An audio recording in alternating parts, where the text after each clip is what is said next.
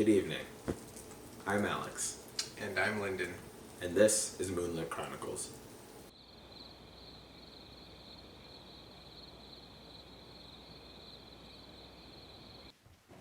The Emperor's New Clothes. Many years ago, there was an emperor who was excessively fond of new clothes, that he spent all his money in dress. He did not trouble himself in the least about his soldiers, nor did he care to go either to the theater or to the chase, except for the opportunities then afforded him for displaying his new clothes. He had a very different suit for each hour of the day. As any other king or emperor, one is accustomed to say, he is sitting in council. It is always said of him, the emperor is sitting in his wardrobe. Time passed merrily in the large town which was his capital. Strangers arrived every day at the court. One day, two rogues, calling themselves weavers, made their appearance. They gave out that they knew how to weave stuffs of the most beautiful colors and elaborate patterns. The clothes manufactured from which should have the wonderful property of remaining invisible to anyone who was unfit for the office he held, or who was extraordinarily simple in character. These must indeed be splendid clothes, thought the emperor. Had I such a suit, I might at once find out what men in my realms are unfit for their office, and also be able to distinguish the wise from the foolish. This stuff must be woven for me immediately. And he caused large sums of money to be given to both the weavers in order that they might begin their work directly. So the two pretended weavers set up two looms, affected to work very busily, though in reality they did nothing at all.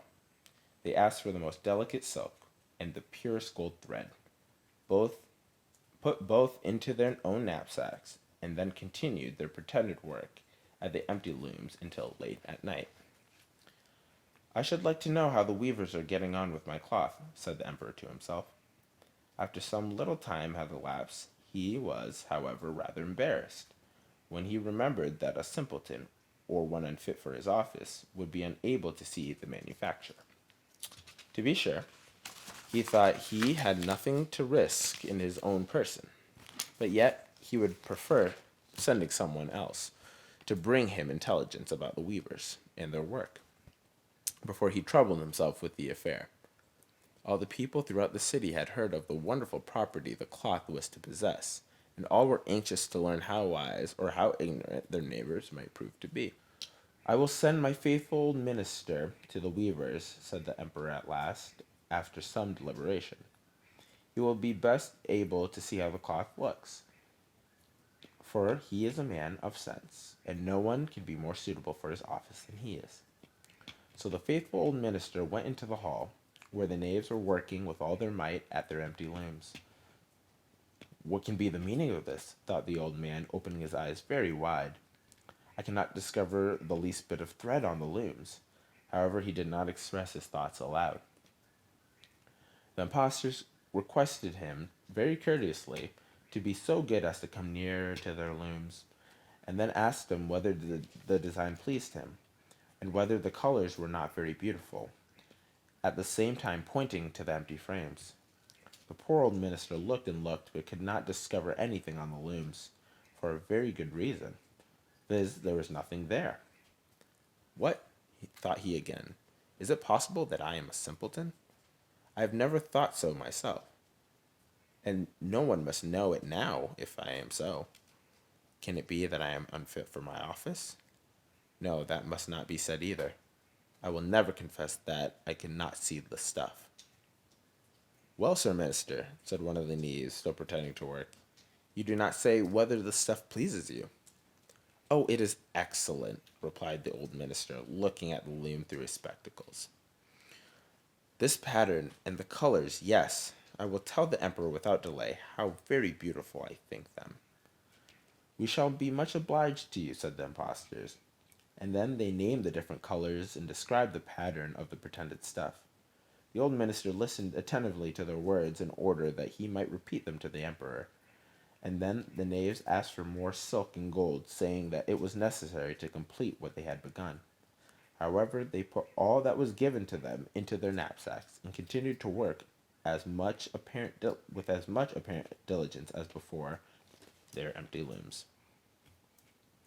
The emperor now sent another officer of his court to see how the men were getting on, and to ascertain whether the cloth would soon be ready. It was just the same with this gentleman as the minister. He surveyed the looms on all sides, but could see nothing at all but the empty frames.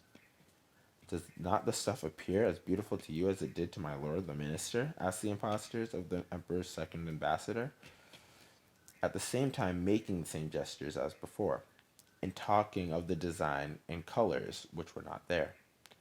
I certainly am not stupid, thought the messenger. It must be that I am not fit for my good profitable office. That is very odd. However, no one shall know anything about it, and accordingly praised the stuff he could not see, and declared that he was delighted with both colors and patterns. Indeed, please your imperial majesty, he said to the sovereign when he returned, the cloth which the weavers are preparing is extraordinarily magnificent. The whole city was talking of the splendid cloth which the emperor had ordered to be woven at his own expense. And now the emperor himself wished to see the costly manufacture while it was still in the loom, accompanied by a select number of officers of the court, among whom were the two honest men who had already admired the cloth. He went to the crafty impostors, who, as soon as they were aware of the emperor's approach, went on working more diligently than ever, although they did not pass a single thread through the looms. Is not the work absolutely magnificent? Said the two officers of the crown already mentioned. If your majesty will only be pleased to look at it, what a splendid design! What glorious colors! And at the same time they pointed to the empty frames, for they imagined that everyone else could see this exquisite piece of workmanship. How is this? Said the emperor to himself. I can see nothing. This is indeed a terrible affair. Am I a simpleton, or am I unfit to be an emperor? That would be the worst that could happen. Oh, the cloth is charming, said he aloud. It has my complete approbation. And he smiled most graciously, and looked closely at the empty looms. For on no account would he say that he could not see what the two officers of his court had praised so much. All his retinue now strained their eyes, hoping to discover something on the looms, but they could see no more than the others. Nevertheless, they all exclaimed, "Oh, how beautiful!" and advised his majesty to have some new clothes made from this splendid material for the approaching procession. Magnificent, charming, excellent, resounded on all sides, and everyone was uncommonly gay. The emperor shared in the general satisfaction, and presented the impostors with the ribrand of an order of knighthood, to be worn in their buttonholes, and the title of gentlemen weavers.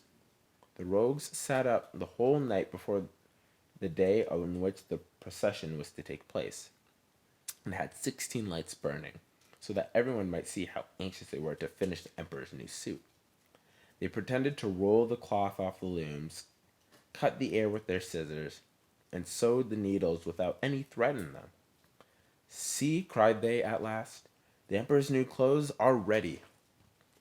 And now the emperor, with all the grandees of his court, came to the weavers, and the rogues raised their arms, as if the act of holding something up, saying, "Here are your majesty's trousers.